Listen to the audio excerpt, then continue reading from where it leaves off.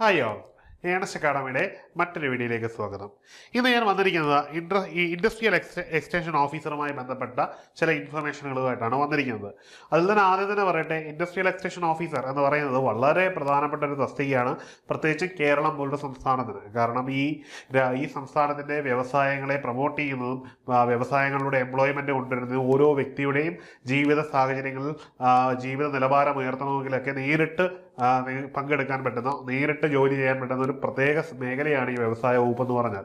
Unfortunately കുറച്ച് കാലങ്ങളായിട്ട് നമ്മുടെ കേരളത്തിൽ ഇതിൻ്റെ വളർച്ച വളരെ കുറവാണ് എന്നാണ് പരക്കെയുള്ള അഭിപ്രായം. ഇനിയും നിങ്ങളെപ്പോലുള്ള യുവാക്കൾ അതിലേക്ക് വരികയും വലിയ മാറ്റങ്ങൾ ഉണ്ടാകുകയൊക്കെ ചെയ്യട്ടെ എന്നുള്ളതാണ് കേരളത്തിലെ മുഴുവൻ ജനങ്ങളുടെയും ഒരു പ്രതീക്ഷ. അപ്പോൾ നല്ല ഇച്ഛാശക്തിയുള്ള, മുൻപോട്ട് വലിയ കാഴ്ചപ്പാടുകളുള്ള, ദീർഘവീക്ഷണമുള്ള ആൾക്കാരൊക്കെ തന്നെ ഈ ഒരു പോസ്റ്റുകളിലേക്ക് വരേണ്ടത് കാലത്തിൻ്റെ അനിവാര്യതയാണ്. ഇവിടെ നമ്മൾ പ്രധാനമായിട്ടും നോക്കാൻ പോകുന്നത് ഈ ഒരു തസ്തികയിലേക്ക് വരുന്ന, അതായത് കടന്നു വരുന്ന യുവാക്കൾക്ക് അല്ലെങ്കിൽ യുവതികൾക്ക് കിട്ടാൻ പോകുന്ന സാലറി അല്ലെങ്കിൽ അലവൻസ് എന്തൊക്കെയാണ്. PSCയുടെ പൊതുവെയുള്ള ഒരു നോട്ടിഫിക്കേഷനിൽ ഒരു പേ ബാൻഡ് മൊത്തത്തിൽ അങ്ങ് ഇടുകയാണ് ചെയ്യുന്ന, ഒരു സാലറി മുഴുവൻ ഇന്ന് മുതൽ ഇത്ര സാലറി വരെയെന്ന്. അപ്പം നമ്മൾ തെറ്റിദ്ധരിക്കും, ചിലർക്ക് ആദ്യത്തെ എമൗണ്ടും മറ്റു ചിലർക്ക് അവസാനത്തെ എമൗണ്ടും ആണെന്നൊക്കെ ഒരു തോന്നലുകളൊക്കെ ഉണ്ടാവും. പക്ഷെ നമ്മളിവിടെ മനസ്സിലാക്കേണ്ടത്, ഒരാൾ സർവീസിൽ കയറുമ്പോൾ, നമ്മുടെ എൻട്രി ലെവലിലേക്ക് കയറുമ്പോൾ നിങ്ങൾക്ക് എത്ര രൂപ ബൈ ഇൻ ഹാൻഡ് നിങ്ങളുടെ കയ്യിൽ കിട്ടും. അതിൽ കുറേ കട്ടിങ് ഉണ്ടാവും, കുറേയധികം സാലറികൾ കട്ടിങ് ഉണ്ടാവും. ഒപ്പം തന്നെ കുറേയധികം സാലറി നിങ്ങളുടെ കൈകളിലേക്ക് കിട്ടുകയും ചെയ്യും.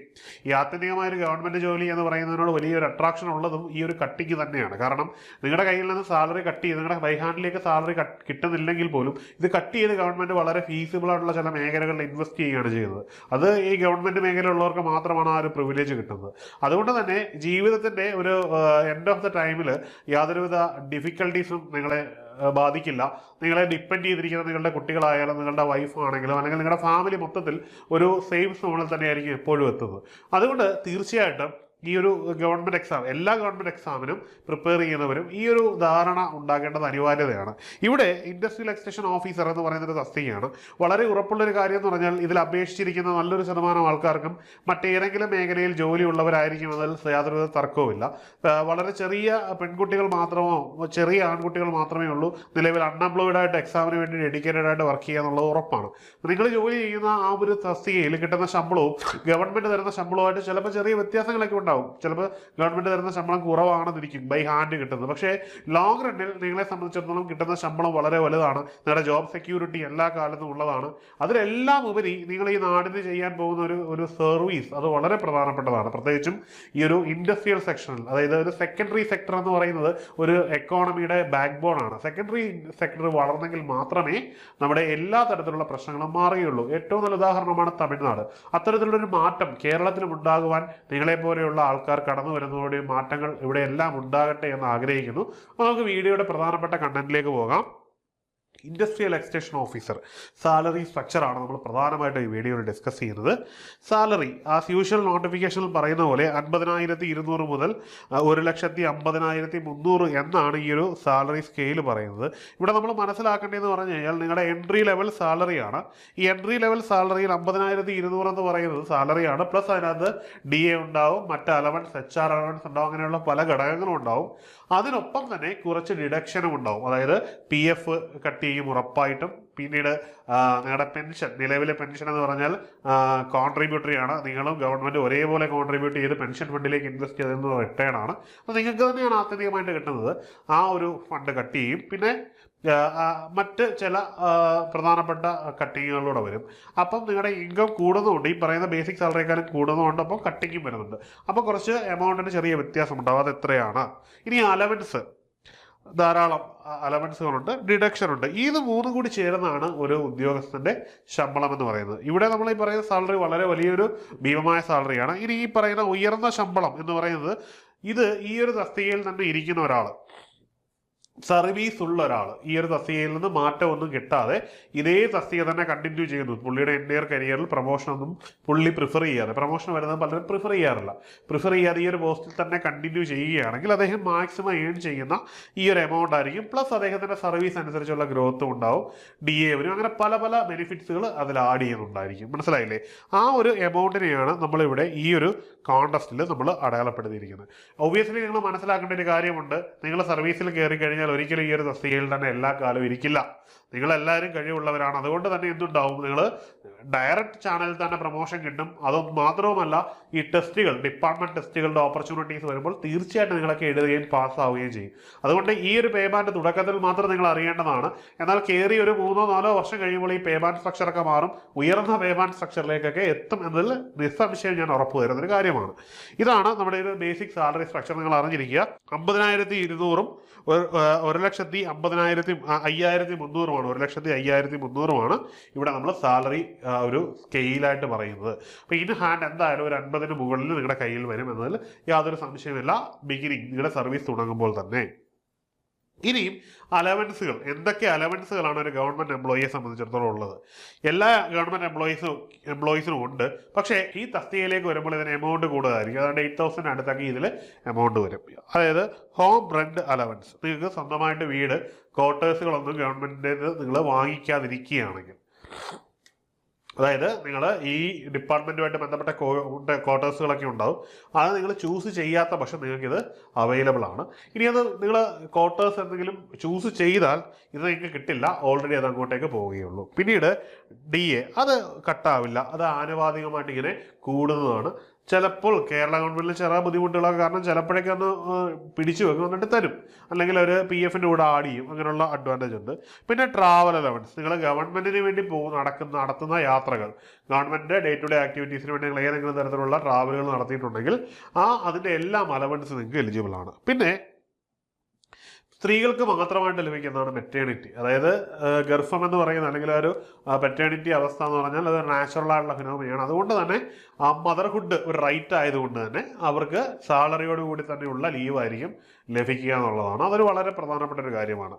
അത് ഒരുപക്ഷെ പ്രൈവറ്റ് സെക്ടറിലൊന്നും ലഭിക്കുന്ന പോലെ ആയിരിക്കില്ല. ഈ വളരെയധികം ലിബറലായി തന്നെയാണ് ഗവൺമെൻറ് അത് കൊടുക്കുന്നത്. പിന്നെ മെഡിക്കൽ എക്സ്പെൻസസ്, അത് മെഡിസെപ്പ് പോലുള്ള ആനുകൂല്യങ്ങളാണ്. നിങ്ങളുടെ ഏത് തരത്തിലുള്ള ഒരു ബെനിഫിറ്റ് ഉണ്ട്. പിന്നെ ESI പോലുള്ള ബെനിഫിറ്റ് ആഡഡ് ആയിട്ട് ഉണ്ടെന്ന് ഓർക്കണം. പിന്നെ അത് സ്റ്റഡി ലോൺ ഫോർ ചിൽഡ്രൻ. അതായത് കുട്ടികൾക്ക് ഏതെങ്കിലും വളരെ പ്രധാനപ്പെട്ട ഏതെങ്കിലുമൊക്കെ സെക്ടറുകൾ പഠിക്കണമെങ്കിൽ ഒരുപക്ഷെ നമുക്ക് എന്ത് പറ്റില്ല, നമ്മുടെ ഓൺ ഇൻകം കൊണ്ട് പറ്റില്ല. അത് കുറച്ചും കൂടി കഴിഞ്ഞ ലെവലാണ്. അതായത് ഇപ്പോൾ ഇത് അപ്ലൈ ചെയ്യുന്നവരുടെ കുട്ടികളുണ്ടെങ്കിൽ തന്നെ കുട്ടികൾക്ക് ഈ ഒരു അവസ്ഥയിലൊന്നും എത്തി കാണില്ല. കുറച്ചും കൂടി ഉയർന്നു നിൽക്കുമ്പോൾ, കുറച്ചുകൂടെ മുമ്പോട്ടേക്ക് വരുമ്പോഴാണ്, നമ്മുടെ ജീവിതം അങ്ങനെയാണല്ലോ, ഇത് വളരെ ഫോർകാസ്റ്റഡ് ആണ്, അല്ലെങ്കിൽ മുൻകൂട്ടി കണ്ടുകൊണ്ടാണ് ഗവൺമെൻറ് എല്ലാ കാര്യങ്ങളും ചെയ്യുന്നത്.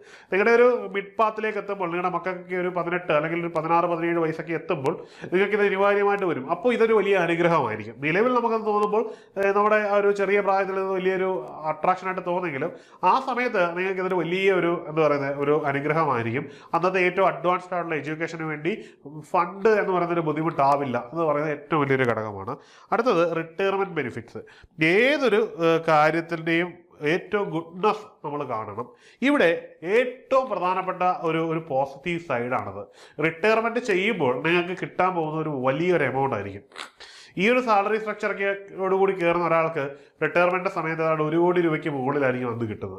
അതിന് മുകളിൽ ഇപ്പം തന്നെ അതിനടുത്ത് കിട്ടുന്നുണ്ട്. അപ്പോൾ അതിന് കൂടുതലായിരിക്കും നിങ്ങൾക്ക് കിട്ടുന്നത്. അതായത് നിങ്ങളുടെ ഒരു ഈ ഓൾഡ് ഏജ് എന്ന് പറഞ്ഞാൽ പൊതുവെ ഒരു ബാധ്യതയുള്ളൊരു കാലഘട്ടമാണ്. കാരണം കുട്ടികൾക്ക് ബാധ്യതയാണ്, വീട്ടുകാർക്ക് ബാധ്യതയാണ്. അങ്ങനെയൊക്കെ ചിന്തിക്കുന്ന ഒരു അവസ്ഥ പലപ്പോഴും ഇപ്പോൾ നമുക്ക് ചുറ്റും കാണുന്നുണ്ട്. അത് റിയാലിറ്റിയാണ്. ഇവിടെ ഒരു ഗവൺമെൻറ് എംപ്ലോയിയെ സംബന്ധിച്ചിടത്തോളം, അല്ലെങ്കിൽ ഈ ഒരു പോസ്റ്റിൽ നിന്ന് റിട്ടയർ ആവുന്ന ഒരാളെ സംബന്ധിച്ചിടത്തോളം ഒരിക്കലും നിങ്ങൾക്ക് ആ ഒരവസ്ഥ ഉണ്ടാവില്ല. കാരണം നിങ്ങളുടെ കയ്യിൽ ഇഷ്ടം പോലെ പ്ലെൻറ്റി ഓഫ് മണി ഉണ്ടാവും. നിങ്ങളുടെ മക്കൾക്ക് ഡിവൈഡ് ചെയ്ത് കൊടുത്താൽ പോലും കുറച്ചധികം എമൗണ്ട് നിങ്ങൾക്ക് സൂക്ഷിക്കാൻ പറ്റും. പിന്നീട് നിങ്ങൾക്ക് ഫിക്സ്ഡ് ആയിട്ട് കിട്ടുന്ന ഒരു പെൻഷൻ ഉണ്ടാവും. ഈ ആനുകൂല്യങ്ങൾ ഒരിക്കലും നിങ്ങളുടെ കയ്യിൽ നിന്ന് വിട്ടുപോയില്ല. അപ്പോൾ അത് നിങ്ങൾ എന്നും ഒരു പോസിറ്റീവ് സ്പിരിറ്റായിട്ട് നിങ്ങൾക്ക് കൊണ്ടുപോകാൻ പറ്റുന്നതായിരിക്കും. ഇനിയും ഡിഡക്ഷൻസ്, ഏതൊക്കെ രീതിയിലുള്ള പൈസ നിങ്ങളുടെ അക്കൗണ്ടിൽ നിന്ന് കട്ടാവും. പക്ഷേ ഈ പൈസ ഒന്നും എന്നേക്കുമായിട്ട് പോകുന്നതല്ല, തിരിച്ചു കിട്ടുന്നതാണ്. ഇൻകം ടാക്സ് ഒഴികെയുള്ള എല്ലാ തുകയും നിങ്ങൾക്ക് അത് ഇൻട്രസ്റ്റോട് കൂടി തന്നെ തിരിച്ചു കിട്ടുന്നതാണ്. അതിൽ PFൻ്റെ കട്ടുണ്ടാവും. ഇത് റിട്ടയർമെൻറ്റ് സമയത്ത് വലിയൊരു തുകയായിട്ട് തിരിച്ചു കിട്ടുന്നതാണ്. 10% ഓഫ് ബേസിക് പേ ആണ്. ബേസിക് പേയുടെ 10% അത് കട്ട് ചെയ്ത് കളയുന്നത്. ഇനിയും നാഷണൽ പെൻഷൻ സ്കീം NPS, അത് വളരെ പ്രധാനപ്പെട്ട സാധനമാണ്.